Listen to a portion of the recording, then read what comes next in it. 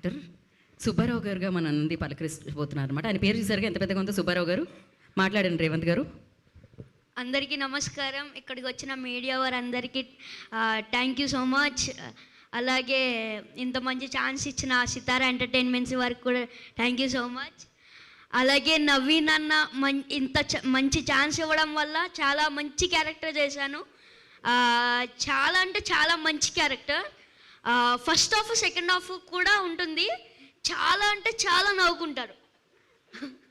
అలాగే మీను గారు నేను కాంబినేషన్లో కూడా ఒకటి చేశాం.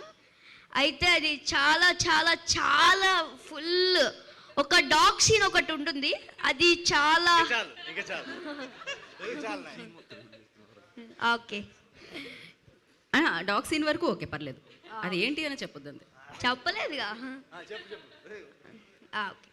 అయితే అలాగే